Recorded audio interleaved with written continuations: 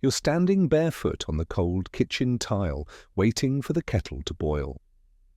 The window above the sink is still fogged from the night air, and the house is in that soft pre-morning quiet when everything feels suspended. You lift the mug, breathe in the rising steam and think about nothing in particular, just another day. Then the sound arrives, a sharp, electronic wail from your phone, a tone you've never heard before. Not an amber alert, not weather. Lower, heavier, wrong. The phone vibrates against the counter, rattling the spoon you left beside it. For a second, you assume it's a mistake, a test. Your mind goes to the usual explanation: glitch. You reach for the phone. Outside, the ordinary morning sounds cut off. The neighbor's dog, halfway through a bark, goes silent. No passing cars, no distant music.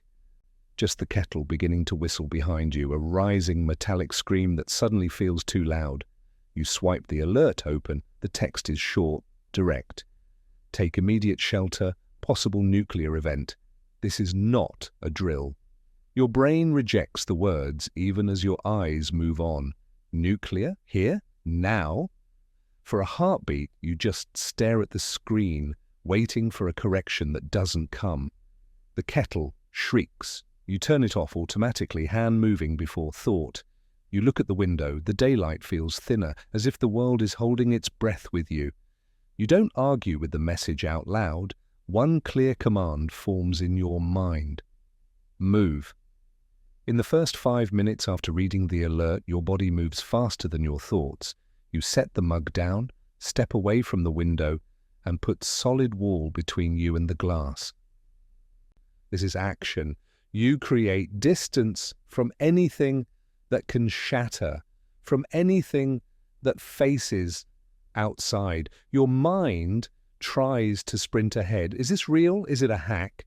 But you catch it. This is discipline. You tell yourself, if it's false, you've lost a few minutes. If it's real and you ignore it, you may lose everything. You don't need certainty to act. You need direction.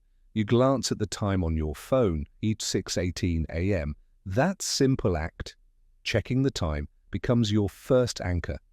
You won't remember every detail later, but you will remember this.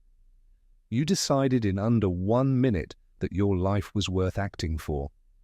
You move through the house, away from windows, mentally mapping the structure. Blast, heat, and glass are your first threats. Fallout comes later. Distance and shielding are your first tools. Interior walls matter. And the places you usually ignore, hallways, closets, may now be the safest spots you have. You notice your breathing has gone shallow. This is when panic tries to take over. You push it back. You slow your inhale for 3 counts, exhale for 4, breathe, count, decide. You walk toward the center of the house, already leaving the kitchen behind. You don't know what's coming from the sky. You do know you're not going to meet it at the window. By the 15-minute mark, the house feels unfamiliar, like you're seeing it through someone else's eyes. Not for comfort now, but for survival. You open doors, glance into rooms, estimating which walls face the outside, which are buried deeper inside the structure. This is action. You assess, not drift. You speak quietly in your own mind to keep focus. Interior, no windows, as low and central as possible. This is the core.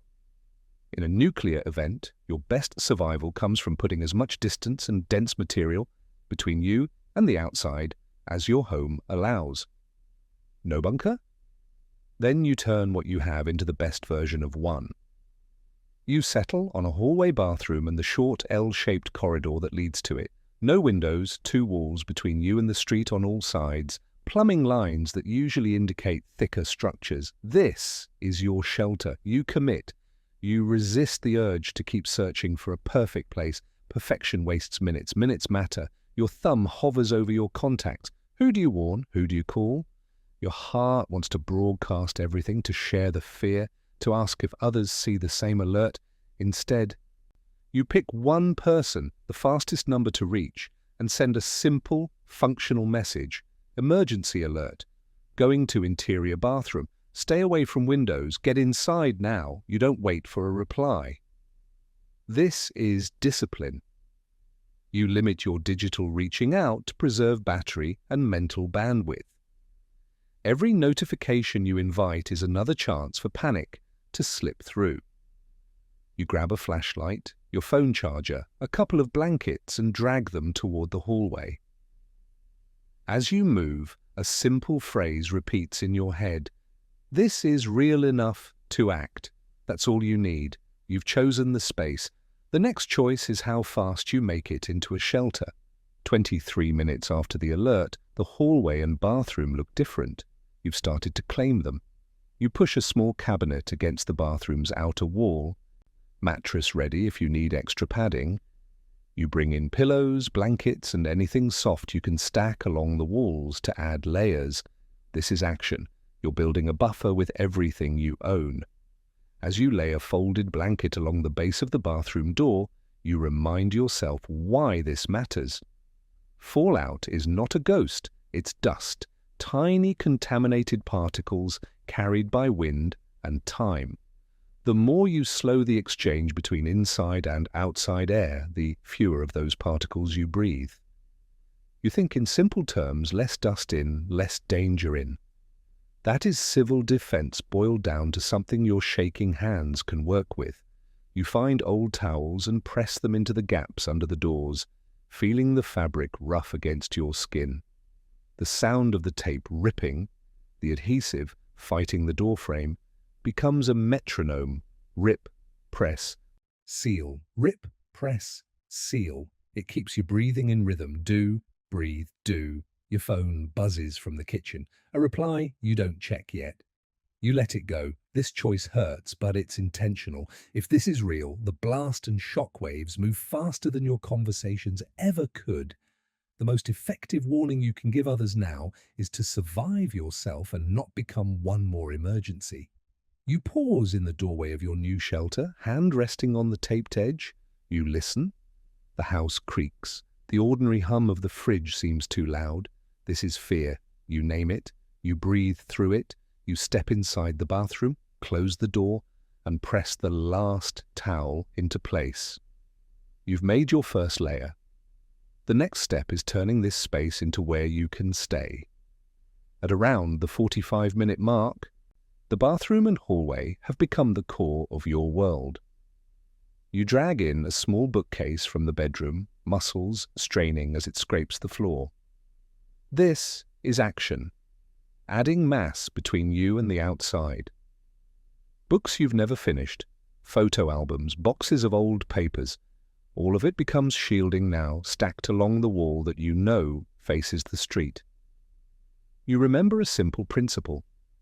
Radiation weakens as it passes through material.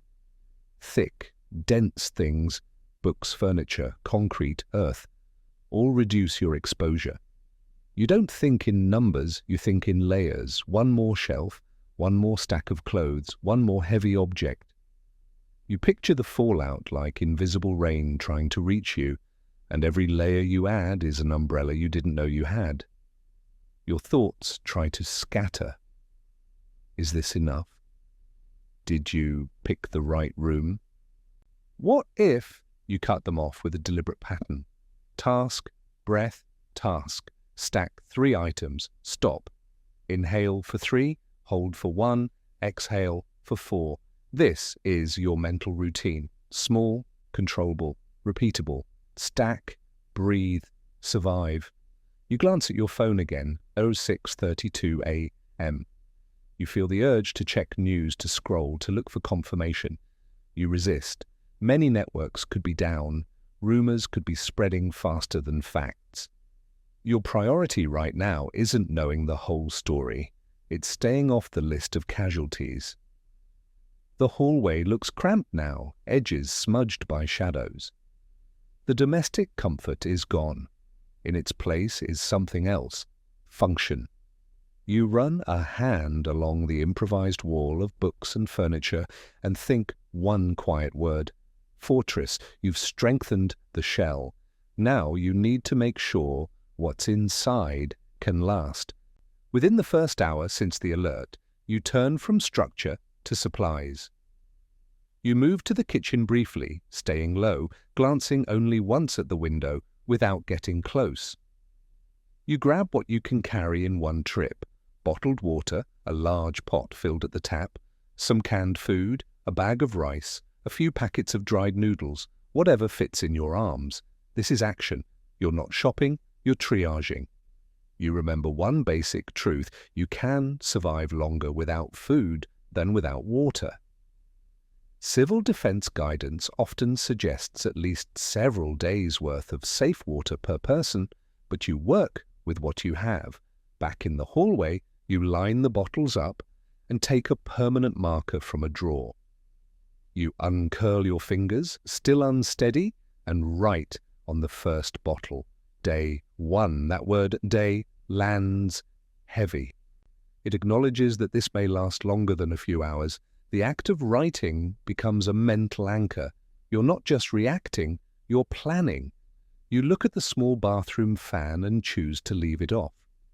Air feels important, but you know that until fallout has had time to settle outside, minimizing exchange with the outdoors reduces what you breathe in. Instead, you crack the bathroom door just enough to maintain breathable comfort between the bathroom and hallway, where you've sealed the outer barriers more tightly. You balance two risks with one decision. That's survival. The light overhead feels harsh, like it's exposing you, even though there's no one here to see. You turn it off and rely on a small flashlight pointed at the floor, bouncing softly off the tiles. The dimness calms your nervous system. Bright light excites. Softer light focuses. You let the darkness help you. You sit on a folded blanket back against the wall, marker still in your hand. Your thoughts swirl. How long? Which city? Who else saw the alert? You accept that you don't know. You may not know for hours. You may never know the full story. You do know this. You have water. You have walls. You have time. You whisper to yourself, almost like a lesson you're teaching someone else. You've built the space. Now you manage it. Around the 90-minute mark, the quiet has thickened. The house feels like it's wrapped in cotton. You pull the small battery-powered radio from a drawer, the one you always meant to test and never did. You turn it on now, hoping, the dial moving under your thumb in slow arcs. This is action, searching for signal without abandoning shelter. The radio greets you with a wash of static, a low, continuous hiss that fills the hallway. You adjust the antenna, changing the angle, the position, hunting for even a fragment of voice. Civil defense training between the lines of your memory tells you something important. In a nuclear incident, some electronics may be disrupted by electromagnetic pulse. Not all, not always, but enough that you don't assume connectivity is guaranteed.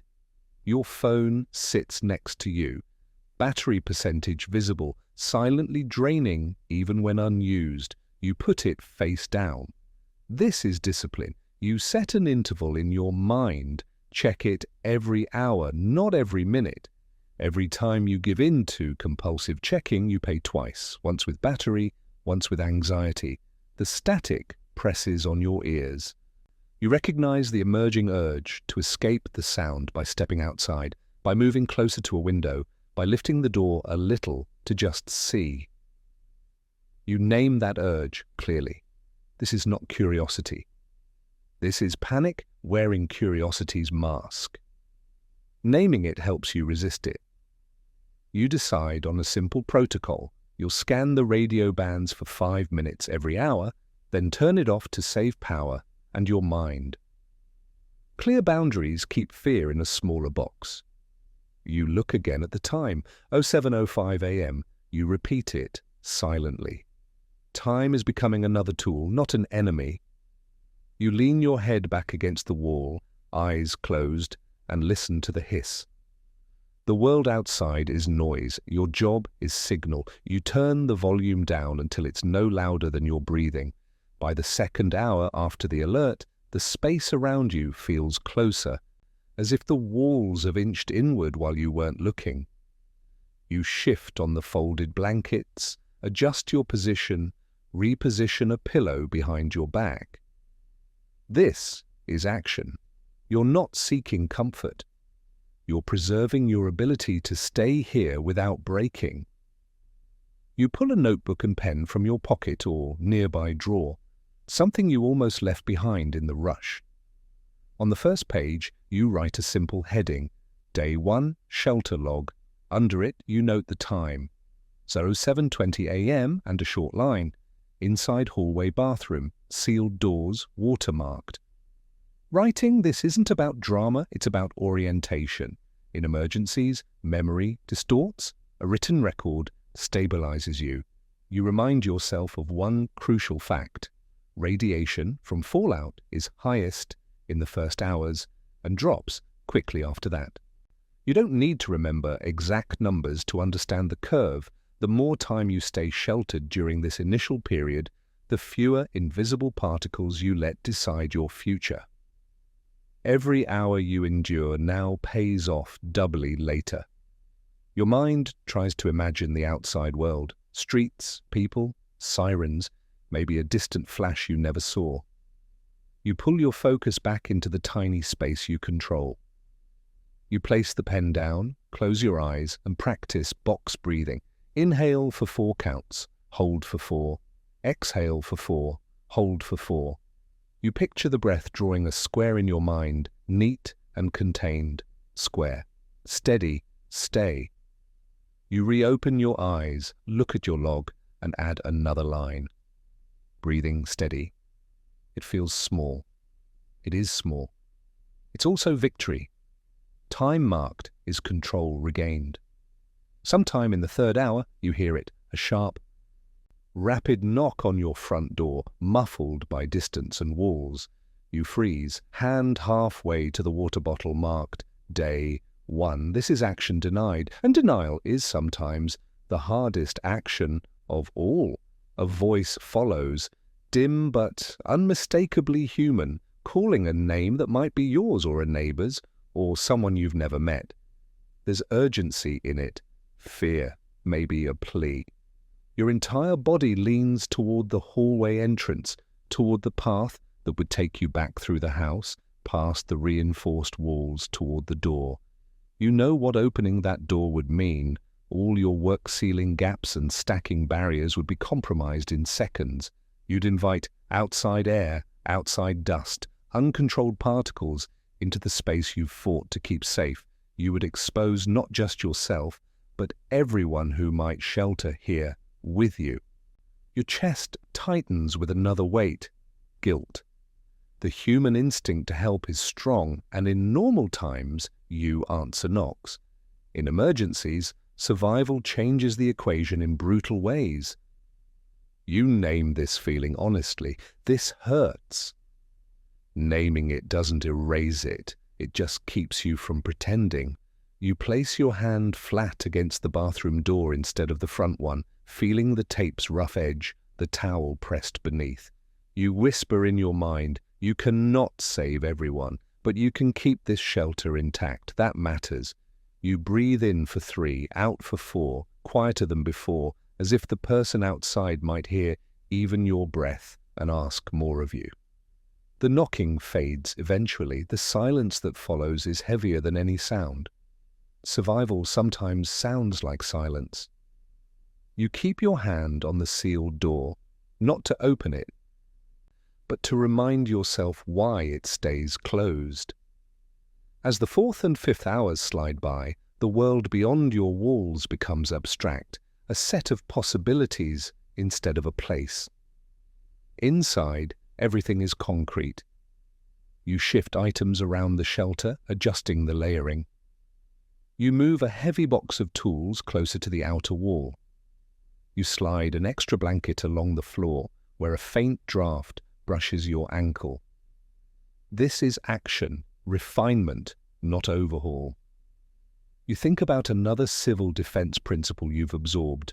Radiation decreases with time, not in a straight line, but in steep drops early on. You picture a stair step, each hour another step down from the last. You don't need the exact math to feel the pattern. Endure now, benefit later. That understanding turns waiting from passive suffering into active work. The room smells different now behind a mix of dust, cloth, and the faint metallic tang of taped plastic. Your fingers are dry, your back aches. These small discomforts become tests in their own right. You respond with structure. You set tiny goals, adjust one seal, drink a measured sip, stretch your legs, sit back down, move, pause, move. Every so often you glance at your phone, careful to keep the checks brief. Messages are sporadic, confusing, sometimes contradictory. You resist the urge to hunt for clarity through endless scrolling. In this kind of crisis, information can become another form of fallout, small, sharp, and overwhelming. You keep to your plan, check, log, disconnect. You turn to your notebook and write, approx. 10:30 a.m. inside. Still sealed. Feeling restless but stable. And the act of acknowledging restless but stable reminds you that discomfort isn't failure. It's simply part of the cost. Manage the hours. Don't let them manage you. You adjust your position on the floor, lean your head back, and let the routine carry you through another stretch of waiting. As evening settles, by the time the light beyond the sealed edges has dimmed into a dull grey, your body tells you what your clock confirms. You've been in the shelter for many hours. You feel the weight of fatigue in your shoulders and neck. You rub a hand over your face, the skin cool and dry. This is action, tending to yourself just enough to keep going. You accept a truth that feels almost wrong. You may need to sleep in here. Civil defense guidance is clear that the first 24 hours are critical for limiting radiation exposure. That means not stepping outside for air, not opening doors to just check, not deciding in a moment of impatience that the danger has passed. You transform that rule into a simple sentence. Stay inside until at least tomorrow morning. No exceptions unless the structure itself fails. You think about how to sleep in a space like this. You fold blankets into a makeshift bed along the interior wall, the one furthest from any exterior surface. You place your head where the shielding is thickest. Stacked shelves, boxes, layers of material between you and outside. You keep the flashlight by your hand, the radio within reach, the water bottle marked Day 1 beside you like a quiet companion. Your mind rebels at the idea of sleep. How can you close your eyes when you don't know what's happening? You respond with a controlled ritual, 3 deep breaths, each slower than the last, a mental scan of your body from feet to head, noting tension and letting it soften. A simple phrase repeated silently. You are not helpless, you are hidden. You write one more line in your log, evening, staying put through the night, tired but safe as possible. The words anchor you, they turn fear into a plan. Rest is survival, even now. You lay down on the blankets, feel the solid floor beneath you, and let your eyes close to the soft hiss of the radio in the background. After roughly 24 hours, as the edges of the sealed bathroom and hallway begin to glow with a thin, muted light, you open your eyes. You've slept in fragments, short stretches of drifting, jolted awake by small sounds or your own thoughts. Still you've slept. This is action. You gave your body what it needed to continue. You sit up slowly, joints stiff, back complaining. You reach for the water bottle marked Day 1, feeling the cool plastic under your fingertips. There's still water left. You take a measured sip, then another and put it down. You gather the marker again and draw a line near the remaining water level, noting how much you used in the first 24 hours. This isn't about precision, it's about pattern. You're learning your needs under stress. You turn the radio back on, the static, familiar now, almost comforting. You adjust the dial, moving it carefully through frequencies. This time, faintly, you catch fragments. A distant voice cutting in and out, words incomplete but distinct enough to recognize official cadence. Shelter. Remain indoors. Emergency services. It's not clarity, but it's a sign. Systems are still trying to function. People are still speaking into microphones somewhere. You recall another principle. Outside radiation from fallout is typically most intense soon after it begins to settle, and it decreases significantly over the first day. That doesn't mean it's safe now. It means your first major test, surviving the initial 24 hours, is passing. The next phase is endurance and careful adaptation. Hope flickers, then surges, wanting to turn into action. Maybe it's fine now. Maybe you can open the door, look outside, breathe fresh air. You feel the pull. And you answer it the same way you've answered panic all along, with structure. You decide that until you hear a clear, repeated official message indicating it's safe to emerge, you treat the outside as contaminated. That's not fear. That's procedure. You write in your log, morning, 24 hours. Radio picking up partial broadcasts, still staying in. The words feel steadier than they did yesterday. Information is returning. Stay deliberate. You touch the sealed door again, but this time it feels less like a barrier and more like something you chose. As the second morning stretches forward, you move through the shelter with a different awareness. Yesterday, every sound was a threat. Today, each sound is data. The creak of the house seems normal again. The faint hum of a distant generator, or maybe a substation, suggests power exists somewhere. This is action. You start to observe instead of just endure. You check your seals. The tape along the door edges is still intact, though in one corner it has begun to curl. You press it back down firmly, palm against the rough adhesive, reinforcing your barrier. You adjust a towel that's shifted during the night. The motions are simple but meaningful. Even a small gap can be a path for dust. You respect the dust. You think about a guideline you've heard before.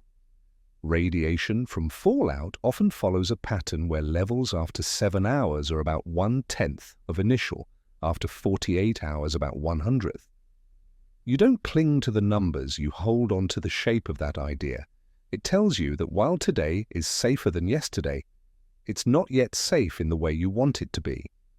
So you decide, another day, mostly inside, with only minimal exposure if absolutely required, and only after you've heard more from official channels. You create a small routine to sustain your mind. You refold blankets, tidy your limited supplies, reorganize a stack of books. You make the bed you've created. These are small acts of order in a situation you did not choose. Order is medicine. Emotion now comes in waves. Moments of gratitude that you acted quickly. Surges of grief for the people you imagine did not. You let yourself feel both, but you don't let either pull you out of the present. You ground yourself with one simple observation. You are here. You are breathing. The shelter is holding. You take the marker and on another bottle write softly. Day 2. The repetition of the act feels different now.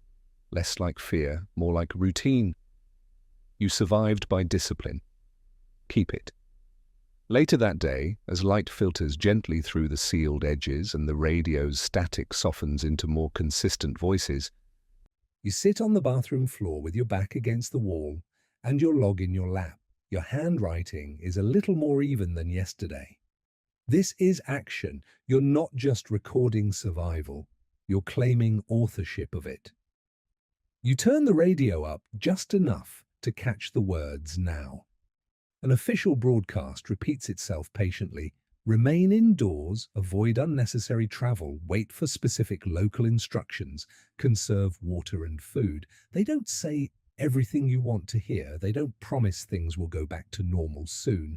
They affirm one thing you already know. Staying where you are, behind shielding, away from dust and distance, has been the right choice. You look around the small space, at the stacked books along the walls, at the blankets bunched in corners, at the towel still wedged under the door. Yesterday, this all looked like desperation. Today, it looks like adaptation. The difference is not in the objects, it's in you. You pick up the water bottle marked Day 1, now nearly empty, and place it next to the one labelled Day 2. You uncap a third, take a careful sip, then mark it with a slow, steady hand. Day 3, if needed. You're not declaring defeat by planning for more days. You're ensuring that if they come, they find you ready. A quiet awareness settles over you. You've passed from shock to necessity, from necessity to discipline, from discipline to a kind of acceptance that doesn't mean giving up. It means understanding your limits and your strengths in equal measure. You feel the weight of those you didn't open the door for. You feel the weight of having chosen to live. You write one last line for now in your log. Still inside. Still sealed. Still here. You set the log down. The radio static shifts, then clears just enough for a voice to come through distinctly, steady and human. You listen, not as someone paralyzed by fear, but as someone who has already proven they can act. You glance toward where the kitchen would be, beyond the layers of walls, remembering the mug you left by the kettle, the ordinary morning that never finished. You imagine returning there someday, seeing the same room changed by tape residue on the door frames, by the memory of where you stood when you chose to move. For now, you stay seated, hand resting lightly on the water bottle, with Day 1 written in pen. The ink has smudged slightly under your touch, but the words are still clear. You live because you chose control over panic. Outside, the world is still uncertain. Inside, you have one small, undeniable fact: you are alive. The radio's static settles into a clearer voice, and in the half-light of your sealed shelter, the plastic of the bottle catches a thin line of morning brightness. The words Day 1 glowing just enough to be read. You don't smile, you don't cheer, you simply breathe steady and slow, and let that simple image carry the weight of survival.